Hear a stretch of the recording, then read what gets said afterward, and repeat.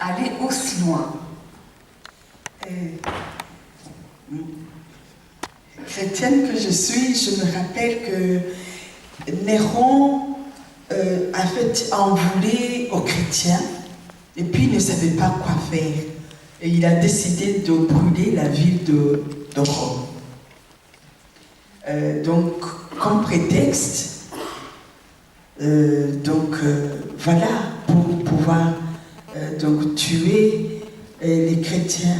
Moi, je suis convaincue que Nkurunziza, c'est pas tellement pour le génocide, mais il a vu comment maintenir son bébé qui est le 3e mandat. Comment faire? Il avait essayé par tous les moyens. Il a créé une milice pour être sûr d'être protégé. Il a privilégié, il a essayé, il a corrompu tout le monde. Mais finalement, il voit qu'il n'arrive pas. Il faut bien trouver un bouc émissaire. Et à ce moment-là, il faut dire que ce sont les Tutsis qui veulent revenir au pouvoir. Donc, puisque ce sont les Tutsis qui veulent, parce que, vous savez, ce qui a été dramatique, le 11, donc le 11 décembre, c'est qu'ils ont sélectionné exprès et ils ont tué, vous le savez très bien, moi si on tue dans le temps les Tutsis m'en foulaient, et après j'ai vu au Canada les Hutus manifester contre moi, et puis quelqu'un leur a dit, mais vous savez, vous dites que vous êtes orphelin de 72. Mais vous savez que Maggie, sa première fille, est victime de 72. Donc, vous allez manifester. Puis, ils ont dit, qui lui avait demandé de la prendre? Qui lui a demandé de nous aider? Et donc, c'est-à-dire que quand ils tuaient, ils ont sélectionné, ils ont tué les jeunes Tutsis exprès pour provoquer, pour voir si donc les Tutsis, ou que ce soit l'armée Tutsi, se révoltent. Et ils n'arrivaient pas, ils voient très bien que le problème, c'est pas ethnique. C'est depuis longtemps, je vais enchaîner par l'impunité. Ce qui a entraîné le Burundi souvent dans des massacres, c'est à cause de l'impunité. On n'a jamais puni les vrais criminels. Depuis d'ailleurs l'assassinat du prince Louis Rwagasore. Donc, il faudrait revoir, c'est toujours la mauvaise gouvernance. Ce n'est jamais, moi je crois que ça n'a jamais été très, très ethnique, ça a été toujours politico-ethnique. Parce que si, moi, en 1972, j'avais 16 ans, mais ceux qui, peut-être dans la salle, vous le savez, ceux qui ont mon âge, en 1971, Michombero avait aussi condamné beaucoup de Tutsis et on allait même les pendre. Donc, c'est toujours la mauvaise gouvernance et on devrait refaire. Et ce qui me donne beaucoup d'espoir aujourd'hui et que je voudrais même rassurer dans cette salle, c'est que les jeunes qu'on a vus se lever, les jeunes que j'ai rencontrés au Canada, les jeunes que je rencontre à Kigali, ils sont Hutus et Tutsis et debout et ils ne vont pas se faire. Il va essayer d'exterminer nos familles, peut-être à Bujumbura, donc à Ruyigi, ils ont commencé à accuser ou à acheter les gens de ma famille pour voir comment se venger pour ceux qui lui tiennent tête et qui veulent lui dire non, nous ne sommes pas vos esclaves, nous voulons un état de droit, nous voulons le respect. Alors, je crois que le génocide, il peut le commettre, comme monsieur le ministre l'a bien dit, il peut le faire, mais il ne va pas aller loin, parce que j'ai le sentiment que dans les milieux ruraux, même si je dirais la population est illettrée, mais elle voit très bien. C'est à cause de la misère. Ils essayent de les manipuler en leur distribuant un peu quelques kilos de riz ou autre, mais ils sont conscients de notre problème n'est pas vraiment ethnique. Tu disais tout à l'heure une phrase importante qui peut paraître folle. C'est peut-être une crise nécessaire pour purifier ce pays, pour enfin le purifier. Oui, je te l'ai dit. Moi, j'ai l'impression, vous m'excuserez, que c'est un moment aussi de questionnement, de remise en question de tous les Burundais. Nous avons construit souvent notre pays, nous l'avons construit sur des mensonges, sur les non-dits. J'analysais, j'ai été une fois, je crois que je n'étais pas une bonne enseignante, puisque on m'avait coté une fois, on avait écrit que j'organisais une désobéissance civile généralisée et irréversible, parce que moi je n'ai jamais chanté cet hymne national, plutôt à l'unité. D'abord, je trouvais que c'était un mensonge. Je ne l'ai pas chanté alors que j'étais enseignante. Vous comprenez, on devait la chanter. Et ce moment-ci, les drames que nous vivons sont en train de nous remettre en question et de nous purifier. C'est vrai que nous allons payer cher. C'est beaucoup de sacrifices. Nos jeunes qui sont castrés. Moi, j'ai beaucoup de jeunes à Kigali qui sont mutilés. Mais quand je regarde leur visage, c'est fabuleux. C'est parce qu'ils disent, nous avons donné notre jeunesse, nous avons donné notre vie parce que nous voulons enfin un pays où il y a une vraie cohésion sociale, où il y a une vraie justice sociale, où il n'y aura plus d'impunité, où on va exiger une transparence. Parce que là, je vais enchaîner que ce n'était pas seulement le troisième mandat. Je dois dire que les jeunes étaient fatigués de la corruption. C'est dramatique de voir comment on a pillé le pays. C'est dramatique de voir comment il s'est arrogé le pouvoir de piller, de vendre notre avion et même de le dire. On dirait que nous étions sa propriété privée. C'était même difficile. On dirait qu'il donnait les marchés, alors que c'est un marché public, seulement à ceux qui cotisent pour le parti au pouvoir. Vous voyez, c'est ça que les jeunes refusent. Je suis fière aujourd'hui de cette jeunesse qui nous a remis en question.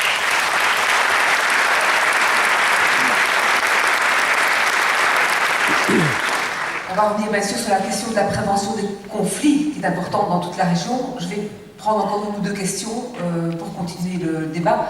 Sur la prévention des conflits. On n'a pas répondu comment la communauté internationale a laissé faire. Voilà. Oui.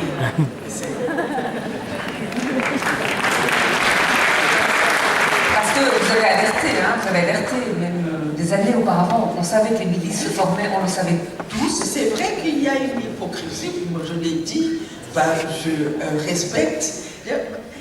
Moi je me pose la question, même si c'est dur, pour l'Union européenne, donc donne des sommes, mais vraiment énormes pour le maintien de la paix en Somalie, et ce sont des militaires burundais qui sont là. Alors que chez nous, on a besoin de ces militaires pour qu'ils viennent. Mais on n'ose pas parce que dès qu'on y touche, on va vos intérêts, parce que là, en Somalie, il faut bien les garder. Alors, il faut qu'un jour, à une table, donc nous puissions nous parler en langage fraternel. En langage de se dire, pourquoi on sait très bien que cet argent, vous savez que les militaires chez nous ne sont même pas payés. Ça fait 7 mois qu'ils ne sont pas payés. Pourquoi? Quand nous, on doit faire des rapports financiers, quand il manque une pièce justificative pour la coopération coopération belge, on coupe les fonds. Pourquoi vous ne coupez pas les fonds pour les pièces justificatives de monsieur Nkurunziza? Parce qu'il ne donne pas sûrement les pièces justificatives, parce qu'il détourne ses fonds, il détourne, on leur donne, on le laisse, il ne paye pas, mais vous ne touchez pas, et vous dites c'est la souveraineté. C'est quelle souveraineté? Mais je vais répondre. Mais quand même répondre. D'abord, je voudrais te rassurer, Maggie, la coopération belge ne verse pas un cent pour les missions militaires de l'armée burundaise. Ah, oui. Mais bon, je vais y venir, je vais répondre à cette question-là. Donc la coopération belge n'est pas en cause par rapport aux militaires de Nkurunziza. Deux, tu as dit le mot, c'est vraiment un des leitmotifs qui occupe beaucoup de débats, de dialogues, de discussions entre les Européens et d'une manière générale les Africains, c'est la question de la souveraineté. Et quand tantôt j'ai dit, je n'ai pas voulu approfondir, mais quand j'ai dit tantôt que j'attendais un peu plus de l'Union africaine, c'est notamment sur la définition de cette souveraineté. Est-ce qu'au nom de la souveraineté, on peut tout faire? Parce que c'est ça qui se passe. Lorsque, par exemple, Nkurunziza a la prétention d'avoir un troisième mandat, que dit-il? Ça, c'est la souveraineté de l'État. Je change une constitution, j'ai une majorité pour la faire. Il ne s'interroge pas sur le fait de savoir comment il a obtenu cette majorité. Et il faut bien dire que très souvent, c'est vrai, il y a un réflexe, et même au niveau de la Belgique, il y a un réflexe d'anciens pays coloniaux qui hésitent évidemment à donner le sentiment soit de faire de l'ingérence, soit de toucher à la souveraineté de son ancienne colonie. Donc, il faut quand même qu'on est beaucoup plus à ce niveau-là. Il n'y a pas de question, ce ne sont pas des questions d'intérêt économique qui dirigent ça, parce que souvent j'entends ça aussi. Ça peut exister avec certains États, bien entendu. Il y a des États européens qui ont des agendas économiques, c'est clair. Mais pour ce qui concerne la question que tu épingles ici, je ne crois pas que ce soit ça. On a un certain embarras, si vous voulez, à, en tout cas, se faire critiquer sur le plan de l'ingérence ou de l'atteinte à la souveraineté. Ça, je le dis maintenant, la communauté internationale, M. Limbat en a parlé, je l'ai dit moi-même. Je pense que la communauté internationale n'a pas structuré. À un moment donné, j'y ai cru. C'est l'ancien président de la commission, M. Prodi, qui avait été chargé de ça par les Nations Unies, c'était d'organiser en Afrique des forces d'intervention et de stabilisation africaines, formées selon les meilleurs critères, droits de l'homme, etc.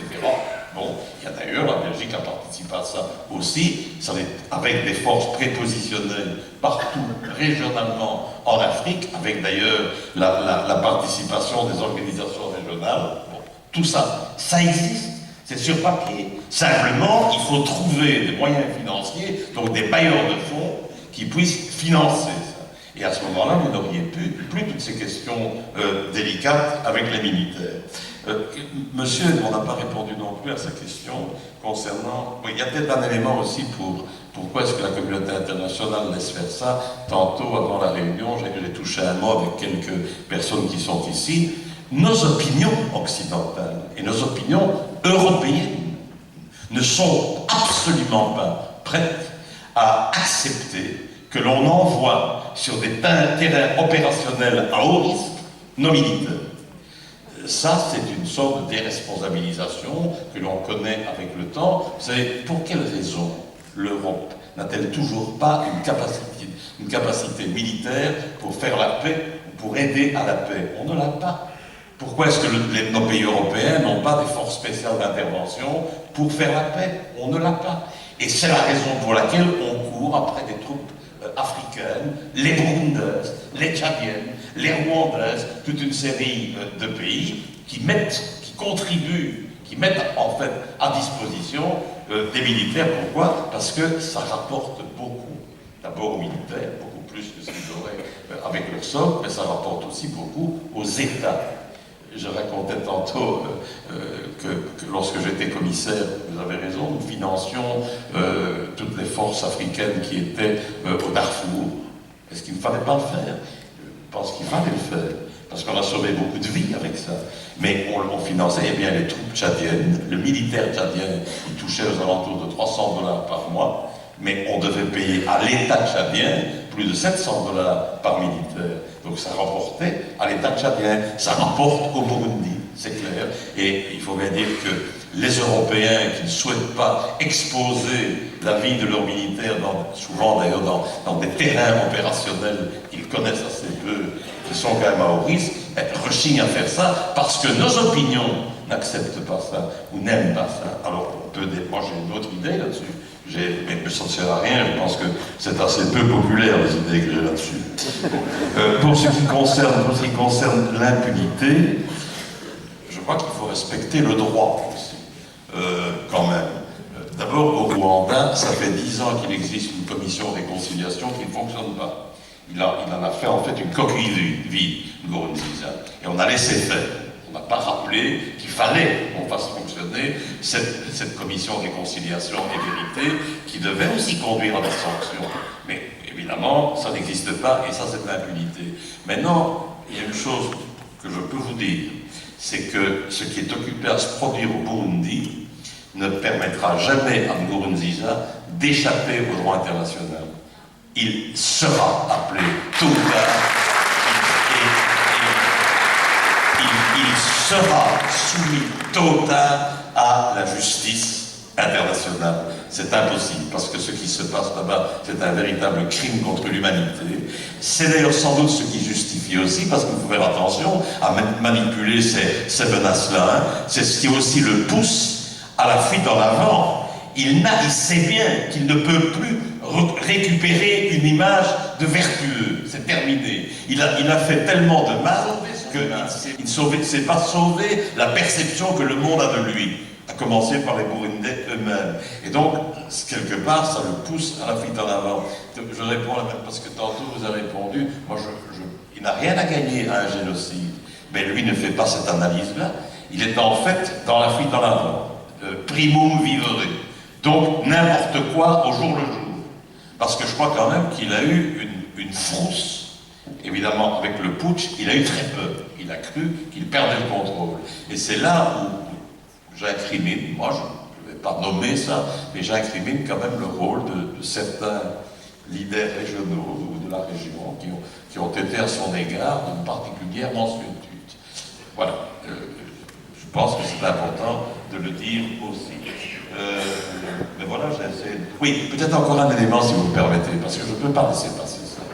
Je ne crois pas qu'il serait convenable, même si l'on peut émettre des critiques par rapport au changement constitutionnel, ça, c'est controversé, qui s'est produit au Rwanda. Je pense que ce serait extrêmement, en tout cas ce serait limite sur le plan de l'honnêteté intellectuelle de comparer ce qui se passe au Rwanda avec ce qui se passe au Burundi. Je connais bien, j'ai été ministre des réformes institutionnelles, j'ai participé à énormément de négociations pour rédiger des constitutions en Afrique, la constitution à RDC, la constitution au Burundi, qui est partiellement et largement d'ailleurs, inspirée de la constitution belge. Parce qu'il fallait évidemment faire le principe d'un homme, une voix, avec des ethnies qui étaient très déséquilibrées, avec des compétences tout à fait exclusives, avec des compétences partagées, avec des majorités spéciales et qualifiées, etc. Je voudrais dire quand même, j'ai bien lu, moi, la constitution rwandaise. Le changement constitutionnel rwandais n'a rien à voir avec le changement constitutionnel burundais. Si vous lisez la constitution rwandaise, il y a un article qui permet, en fait, si le peuple le demande, et évidemment, qu'a fait le président Kagame, il a accueilli, ou il a recueilli, une pétition de 3 500 000 personnes qui demandaient le changement constitutionnel. Donc il est dans une position qui peut être controversée, qui peut être critiquable, mais il est dans une position qui constitutionnellement est beaucoup moins faible en tout cas qu'il n'y va. Ça je crois qu'il faut le dire très honnêtement. Ça ne veut pas dire que moi je ne souhaiterais pas qu'on respecte totalement la Constitution et qu'on ne la change pas, mais comparer ce qui se passe au Rwanda avec ce qui se passe au Burundi, ça je ne peux pas du tout accepter ça. Voilà, bientôt 10 heures, on avait dit qu'on terminerait à 10h moins 20, on a un peu dépassé. Je voudrais juste laisser le mot de la fin à Maggie et te demander où tu seras pour Noël et quel message tu as envie de faire passer à l'occasion de Noël.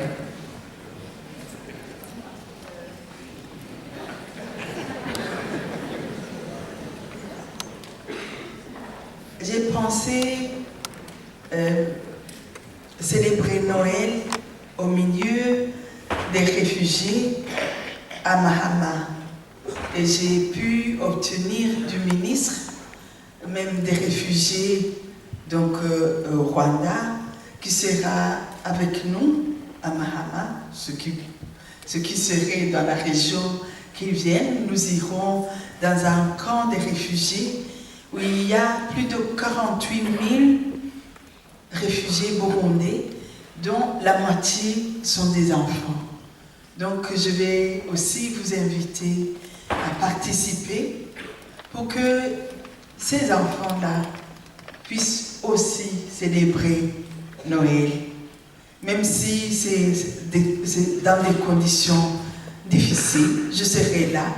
C'est la mission de la Maison Shalom. On a toujours célébré Noël, même pendant la guerre civile. On allait dans les camps des personnes déplacées et on allait même en Tanzanie dans les camps des réfugiés. Donc, je recommence.